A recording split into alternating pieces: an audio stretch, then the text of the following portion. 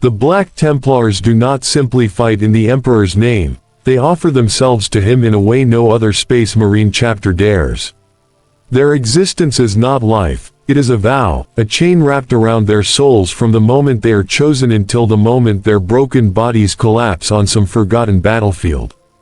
And to understand their horrifying reality, you must step into a world where war is endless, faith is a weapon sharper than any blade, and terror is not something they fear, but something they embrace. From the outside, the Black Templars appear glorious, towering knights in midnight armor, crusaders who stride into battle with blazing zeal and unshakable conviction. But glory is a lie told from afar. Up close, their lives are a relentless crucible. Every heartbeat is monitored, every misstep punished, every thought expected to be pure, unwavering, fanatically loyal. They are born not from peace, but from torment. Their initiation is not a ceremony, it is a dismantling of everything a human once was. And the final product is not a warrior. It is a weapon forged in fear, sharpened by suffering, and unleashed upon the galaxy without hesitation or doubt. But beneath the unbreakable armor and roaring litanies, something else exists, something they are forbidden to acknowledge. A whisper, a shadow, a lingering question that even the most zealous crusader cannot completely silence. What happens to a soul that knows nothing but war? What does a lifetime of slaughter carve into a man's mind? How does a child torn from his world grow into a knight who cannot remember the meaning of mercy? And when a Black Templar dies, what remains of the human he once was? This story is not about their triumphs. It is not about heroism, nor victory, nor the shining legends that imperial scribes inscribe into holy texts. This is about the part of the Black Templars no one speaks of, the fear they swallow, the horrors they endure, the darkness they worship, and the faith so powerful it devours everything that makes them human. Because before their first crusade, before the chains of their eternal vows, before they claim their first kill in the Emperor's name, each one of them must survive a childhood that would break even the strongest spirit. And that is where our journey begins, at the moment a boy's life is stolen from him, reshaped, and reforged into something unrecognizable. A moment that marks the end of his humanity, and the birth of a Black Templar. The answer lies not just in their training, not just in their rituals, but in a legend so heavy, so ancient, that every Black Templar carries its weight like a chain wrapped around his soul. And if you stay with me until the end of this story, you'll earn one of the most haunting rewards the Warhammer universe can offer. A glimpse into a truth about the Black Templars that is rarely spoken, even among lore experts. Before a Black Templar is forged into a weapon of divine wrath, he must understand whose shadow he walks in. That shadow belongs to Sigismund, first captain of the Imperial Fists, the Emperor's chosen champion, and the man whose fury was so absolute that even death couldn't extinguish it. Sigismund did not merely fight for the Imperium, he breathed war, lived war, became war. His crusade never ended, he simply died in the middle of it. And his final vow became the chains that bind every Black Templar across the stars. To the outside world, Sigismund's legacy looks noble. A knight sworn to protect humanity. A warrior whose devotion was unwavering. But that is the surface, the side polished for imperial propaganda. The truth, the one whispered only among chaplains and carved into the darkest corners of Templar vaults, is far more chilling. Sigismund was a man haunted by his failures. During the Horus heresy, a man who believed that the galaxy could only be cleansed through an unending storm of holy violence. In his final moments, he passed on not a blessing, but a curse. A promise of eternal war, eternal rage, eternal sacrifice. Every Black Templar is raised to worship this legacy. They do not question it. They do not interpret it. They do not soften it with time or reason. They inherit it the way a condemned man inherits his sentence. A recruit does not ask, "What should I become?" He asks, "How can I suffer enough to be worthy of Sigismund's shadow?" And that is where the horror begins. Because when a child grows up hearing that pain is sacred, that suffering is mandatory, and that death is merely the Emperor's approval, his mind bends in ways no outsider can truly understand. Before he ever dons armor, before he ever swings a chainsword, the Black Templar initiate is already trapped inside a destiny that promises only one thing: war without end. The Black Templars are not just soldiers born into violence, they are heirs to a vow so heavy it crushes everything soft, everything human, inside them. And this vow, this terrible oath carved into their history, shapes every brutal step of their lives that follows. For most Black Templars, their story begins not with a choice, but with a taking. A taking of childhood, of identity, of every gentle thing that might have made them human. When the Black Templars descend upon a world, whether for recruitment, conquest, or purification, they scour it with the eyes of judges searching for the rarest material, a child capable of becoming a weapon. Imagine a boy no older than 12, living a life that should have been simple, running across dusty fields, dreaming of growing up, believing his future is his own. Then one day, a storm of armored giants arrives, and the world he knew evaporates beneath the thunder of ceramite boots. The boy isn't asked if he wants to join them. He isn't told what will happen.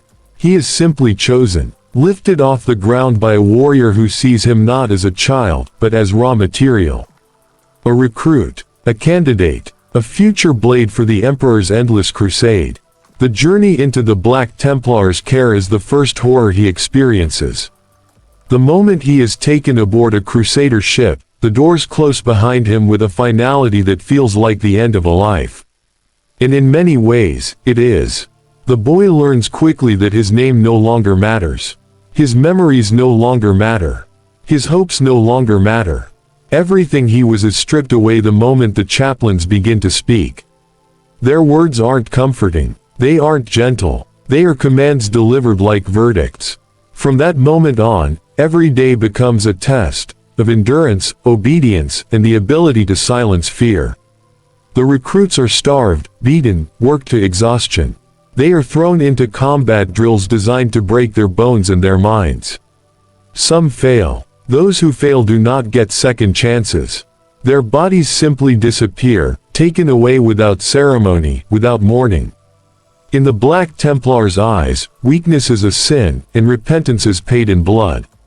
What truly destroys a recruit's innocence, however, is not the physical torment. It is the constant knowledge that someone is always watching. Chaplains walk the halls like executioners waiting for the slightest tremble of doubt. A misplaced hesitation, a hint of fear, a moment of hesitation during a prayer, and the boy learns a lesson in agony that will stay with him longer than any scar. Yet through all this, something terrifying happens. The child begins to change. Not because he chooses to, but because his survival depends on it. His tears dry up. His compassion withers. His nightmares aren't about monsters anymore, they're about disappointing his overseers. And slowly, painfully, piece by piece, the boy is reshaped into something harder, colder, and far more dangerous than anything he was born to be. By the time the Black Templars declare him ready for the next phase of his transformation, he no longer thinks of escape. He no longer asks why this is happening to him. The indoctrination has done its work. The boy is no longer just a child. He is the embryo of a crusader, a mind molded into unwavering obedience, a spirit forged into steel, and a soul prepared to be sacrificed on the altar of endless war. Most people imagine augmentation surgeries, combat training, and sacred armor.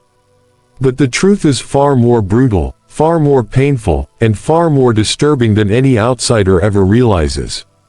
For the Black Templars, becoming a warrior of the eternal crusade is not a process. It is a ritual of destruction, one that tears a child apart so that a weapon may emerge from the ruins. After surviving the initial trials, the recruit's real torment begins. The violent, unrelenting transformation that the Templars call ascension, though for those who endure it, it feels more like a descent into agony. The first ritual is the test of flesh. Recruits are forced to fight each other in brutal, bare-handed combat, not for victory, but for endurance. Broken noses, dislocated joints, shattered ribs, these are expected, almost encouraged. Pain is not avoided, it is studied. The chaplains watch closely, not for strength, but for how well a child can suffer without breaking faith. Only those who can take punishment without a sound, without hesitation, are allowed to continue. Then comes the silence chamber. A place where no light enters, no sound escapes, and no comfort exists. Recruits are locked inside for days, sometimes weeks, with nothing but their own thoughts, and the crushing pressure of darkness. Many children go mad in the chamber. Some scream until their voices fail. Others beg for mercy that never comes. But for the few who survive, something inside them changes forever. Fear becomes a familiar companion, no longer paralyzing. Weakness becomes something to despise. Their minds harden into unbreakable stone.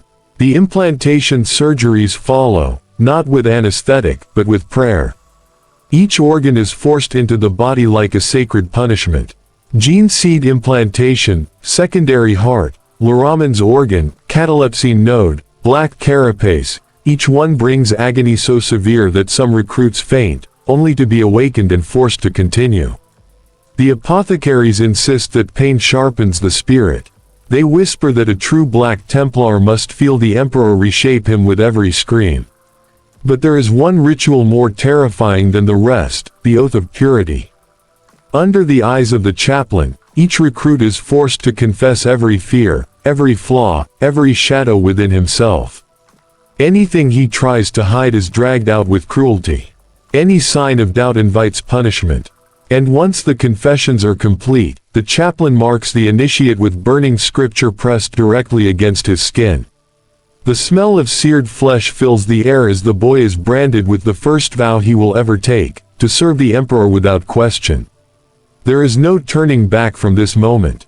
The brand marks him not just physically, but spiritually. It is the symbol of his rebirth, the death of the child he was, and the rise of a crusader molded by agony, faith, and unyielding zeal. By the time a recruit emerges from these rituals, he is unrecognizable. His body is no longer that of a boy. His mind no longer carries the softness of youth. His heart beats not for himself, but for the chapter that has molded him. And though he will not yet wear the black armor, he has taken his first irreversible step toward becoming a warrior whose entire existence will be bound to war, suffering, and relentless devotion. Most people picture the Black Templars as warriors roaring across battlefields, chainswords buzzing, purity seals whipping in the wind. But what they rarely consider is where these warriors live between battles, the colossal, drifting fortress monasteries that orbit through the void like steel leviathans searching for their next holy slaughter. For a newly transformed initiate, stepping aboard one of these crusader vessels is like crossing the threshold into another reality. The moment he enters, he is swallowed by a darkness so vast it feels alive. Black stone walls rise like the interior of an ancient tomb. Catacombs curl through the ship like veins, lined with flickering candles and scriptures carved directly into metal. The air tastes of incense, recycled oxygen, and something metallic, a scent he will soon learn to associate with both prayer and death. The fortress monastery is not a home. It is a prison dressed as a place of worship. Every hallway echoes with chanting litanies, whispered oaths, and the heavy footfalls of armored giants who move with the weight of centuries behind them. To the recruits, these ships feel eternal, as though they have existed since the Emperor's first breath. Some initiates claim they can hear the ship whisper in the darkest hours of the night, the hum of its engines blending with ancient hymns and tortured memories. Life aboard the vessel is unrelenting. There is no laughter, no rest, no space to breathe freely. Even the rare moments without duties are consumed by ritual. The initiates polish their armor casings, clean their weapons, recite their vows, and prepare themselves for battles they may not survive. The chapels are filled at all hours, not because the recruits seek comfort, but because the chaplains demand devotion measured in exhaustion. And always, there is the presence of the sword brethren. Their cold, silent watchfulness suffocates the initiates. These elite warriors walk the halls as if they were carved from stone, their black armor adorned with purity seals and relics. To stand in their presence is to feel the crushing weight of a legacy you may never live up to. One misstep, one wrong word, even a flicker of hesitation in their presence can end a recruit's life without ceremony. The ship itself enforces discipline. Sirens crackle without warning, summoning initiates to drills so sudden and brutal that some collapse from dehydration. Prayer cycles last for hours, sometimes days, until every voice is hoarse and every knee bruised. And when the marshal's voice booms through the Vox, announcing a new crusade, the ship shifts, its engines rumbling like a beast awakening from slumber, and the initiates feel their hearts clench in equal parts fear and anticipation. In this world of eternal twilight, the Black Templar learns what it truly means to live without comfort, without softness, without choice. He learns that a fortress monastery is not built to protect its inhabitants, but to purge them of everything that might make them hesitate in battle. No warmth, no luxury, no freedom, only steel, prayer, discipline, and the quiet understanding that even here, inside the beating heart of their chapter, death is always near. Most Space Marine chapters train their recruits rigorously, but the Black Templars are different. Their discipline is not merely physical. It is psychological, spiritual, and absolute. It takes a human being and drills into him a form of obedience so deep, so instinctive, that even pain cannot interrupt it. The Black Templars do not teach discipline. They forge it. They hammer it into bone. To live aboard a crusader ship is to exist under constant pressure, a crushing awareness that every movement is being judged. The drills start before an initiate is fully awake, brutal, punishing routines designed not to build muscle, but to break will. The chaplains and sword brethren demand perfection in every motion, every strike, every stance, every breath taken during combat practice. If the rhythm falters for even a heartbeat, the punishment is immediate. Bruised ribs, open wounds, hours of prayer on blistered knees. Sleep ripped away like a stolen privilege. But the physical drills are only the beginning. The spiritual discipline is far worse. The Black Templars kneel for prayer until their legs go numb, until their backs ache, until their voices tremble from endless chanting. These sessions don't last minutes, they last hours, sometimes entire rotations, with initiates forbidden from resting even when exhaustion claws at the edges of consciousness. In these moments, many recruits hallucinate, seeing visions of saints, martyrs, or the Emperor himself, all fueled by dehydration, fatigue, and fanatic expectation. And the chaplains call this clarity. The fear of psychers adds another layer of tension. The Black Templars loathe the warp-touched. They do not recruit librarians. They do not tolerate psychic powers. And because of that hatred, initiates live in constant paranoia, terrified of anything that might be interpreted as psychic sensitivity.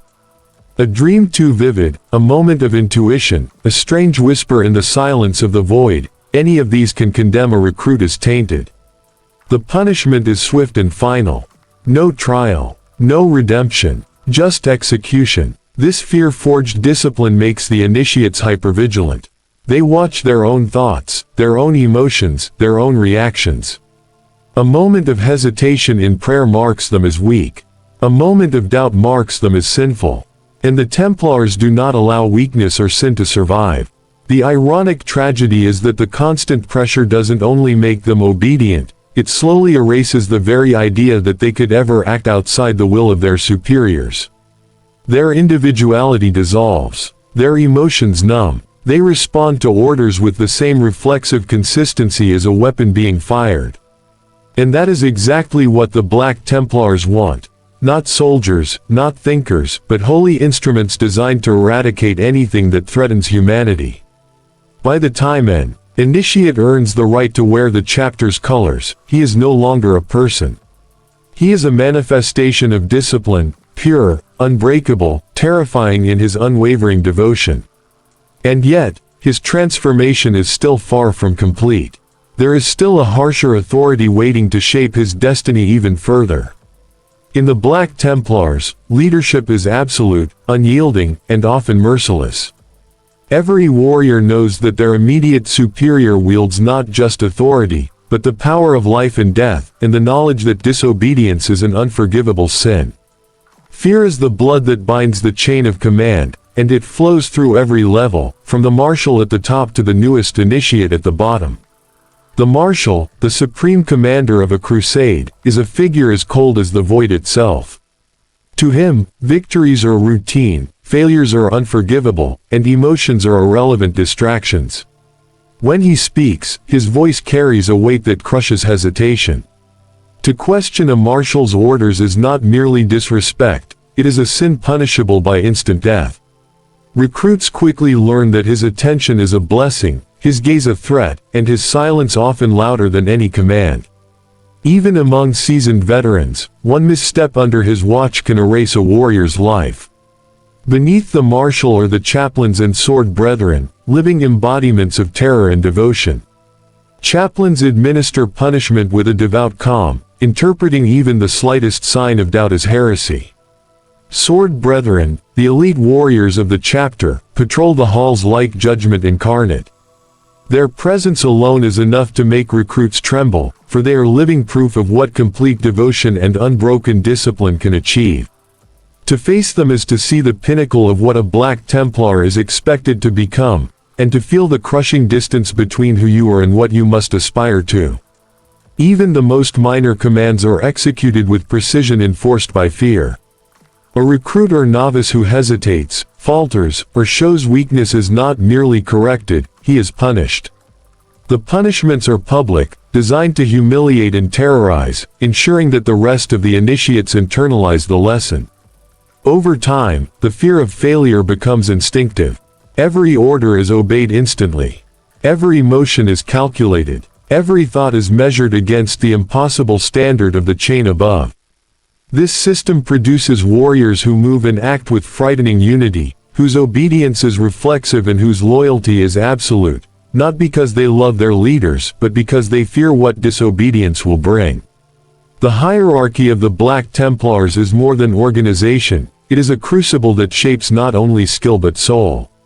Each layer of command strips away softness, doubt, and hesitation, leaving behind a body and mind sharpened into a weapon. By the time a Black Templar reaches the front lines, he carries with him not just training or faith, but a deep, instinctive terror of failing the chain of command. He fights, not merely for the Emperor, but because the machinery of his chapter has conditioned him to do so, or face annihilation. For the Black Templars, landing on a battlefield is not a moment of triumph, it is the beginning of a trial where every heartbeat is measured in fear and every breath could be your last. They do not descend from orbit with hope or strategy alone, they descend with the weight of destiny and the certainty that hesitation will be punished with death. The drop pods strike the surface like thunderclaps of destruction, tearing through the atmosphere with a scream that rattles the bones and shakes the soul. Inside, the initiates are packed like tools of war, their hands gripping anything solid while every sense sharpens in anticipation of violence. Even the most seasoned veteran feels that familiar tightening in the chest, the realization that nothing they have trained for can fully prepare them for what awaits on the ground. And what awaits is often worse than anything imagined. The battlefield stretches endlessly, a landscape carved from nightmares. Smoke and ash choke the air. Fire twists into grotesque shapes. The screams of the dying echo and warp into dissonant hymns. Xeno's monstrosities tower like living cathedrals of terror. Demons twist and slither through the rubble, their eyes glowing with unholy glee. Every step forward is a test not of skill, but of faith, courage, and the ability to ignore the creeping tendrils of fear that threaten to strangle the mind. The Black Templars' move is one, driven not by instinct alone, but by a vow that demands they strike without pause. Retreat is not considered. Mercy is not an option. They charge into the inferno chanting prayers that are both shields and weapons, litanies that steel the mind while they cleave through flesh and metal alike. Each kill, each wound endured, each brother lost is a reminder that their crusade is eternal and that hesitation is a luxury no Templar may afford. But the real horror is not just the enemies. They are terrible, yes, but the expectation of perfection under unimaginable pressure. A Black Templar must fight without fear, without doubt, and without pause, even as the world around him collapses into chaos. His own body screams for rest, his mind begs for reprieve, yet he cannot stop. Every second of hesitation could doom not just himself, but the brothers beside him. And failure is unthinkable, because in the Black Templar's eyes, to falter is to invite the Emperor's judgment. Landing in hell is only the first lesson. War for a Black Templar is not a task. It is life itself, twisted into agony, obedience, and relentless violence. To survive is to endure both the external horrors of the battlefield and the internal torment of faith and discipline that defines every Templar's existence. And by the time the first battle ends, even the strongest initiates understand something terrifying. The real enemy is not the Xenos, the mutants, or the demons. It is the endless, consuming fire of their own crusade. For a Black Templar, combat is not a skill. It is a sacred obligation, a ritual of faith performed under the shadow of death. Every swing of a chainsword, every pull of a trigger, every strike of a power fist is measured against a higher purpose, the Emperor's will. Hesitation is heresy. Fear is sin. Survival is shameful if it comes at the expense of the chapter's duty. When the first wave of enemies falls upon them, the Templars respond not with panic, but with methodical, terrifying precision. Bodies are torn apart, explosions tear the ground apart, and screams echo across the battlefield. Yet amidst the chaos, every brother moves as if guided by an unseen hand. Their training, their discipline, and their devotion converge into a single, unstoppable force. The recruits learn quickly. Combat is less about instinct and more about obedience. Every thought that is not about killing, protecting the Emperor's honor, or maintaining formation is a liability, one that could cost lives. And yet, the psychological toll is immense. The Black Templars do not fight for glory or for survival, they fight because faith demands it. They are taught to embrace the horror, to chant litanies even as flesh is torn from bone, to see death not as tragedy but as a necessary offering. The battlefield becomes a crucible where every sound, every smell, every scream is absorbed into the marrow of their being. They do not flinch. They do not hesitate. They do not mourn. And the moment they feel even the smallest twinge of fear, they punish themselves with renewed ferocity, as if to burn doubt from their souls. The most harrowing lesson is the shame of survival. For the Templars, death in battle is not merely expected, it is honored. To live, to survive while others fall around you, breeds a gnawing guilt that festers in silence. Every recruit learns quickly to mask it, to channel it into rage and obedience. Their comrades' screams echo in their memories long after the battle ends, reminders that the crusade is endless and that mercy is a weakness they cannot afford. Even the simplest engagement becomes a trial of spirit. Mutants, heretics, and demons are not merely targets, they are embodiments of sin and corruption that must be purged without hesitation. Every kill is a sacred act. Every loss a reminder of the cost of failure. And every recruit, no matter how newly forged, must internalize this doctrine. To falter is not only death, it is damnation. For the Black Templars, war is not a duty. It is existence itself, a ceaseless storm of violence, devotion, and sacrifice. And when the smoke clears, when the bodies are counted and the survivors move onward, the recruits understand the unspoken truth. The battlefield does not create the Templars, it reveals them. It reveals their fanaticism, their obedience, and the hollow space where humanity once lived. Glory in battle is everything. Every recruit, every veteran, every warrior carries the unshakable understanding that to endure when others fall is to fail, and that the only acceptable death is one soaked in blood, faith, and devotion to the Emperor. In the heat of combat, Templars compete, not for rank, not for reward, but for the sanctity of their own death. Who can face the deadliest foe and strike the purifying blow? Who can shatter the enemy ranks with courage so fierce it leaves nothing but devastation in its wake? They measure one another not by skill alone, but by their willingness to embrace obliteration without hesitation, to meet the maw of chaos or Xeno's fire with a prayer on their lips and steel in their hands. Survival without honor is the ultimate humiliation, a weight heavier than any armor. The battlefield becomes a theater of obsession. Brothers fight side by side, yet each is acutely aware of the tally of courage, of the significance of each kill, of each wound taken without faltering. There is no room for weakness. A Templar cannot pause to grieve, cannot falter to question, cannot hesitate to spare a life, even if that life is his own. And when a comrade falls, the surviving warriors are expected to channel their grief into greater ferocity, using sorrow as a weapon rather than a burden. The horror of this existence is relentless. Even in moments of apparent triumph, Templars feel the gnawing shame of having lived. Every breath is a reminder that their faith demands more blood, more sacrifice, more devotion. Each step forward is taken with the knowledge that the next battle may demand everything, that the final hour may come at any moment, and that dying for the Emperor is not only expected, it is desired. This is the ultimate cost of the Black Templars' zeal. Humanity sacrificed at the altar of faith, individuality dissolved into doctrine, and life itself measured by its proximity to glorious death. The crusade never ends, and neither does the pressure to live without fear, to fight without hesitation, and to die with unshakable devotion. Every Black Templar knows it, and every Black Templar carries it, silently, like a shadow in the marrow of his bones. And so, from the moment a boy is taken, from the first agonizing trial to the final battle, the Black Templars are forged into instruments of holy fury.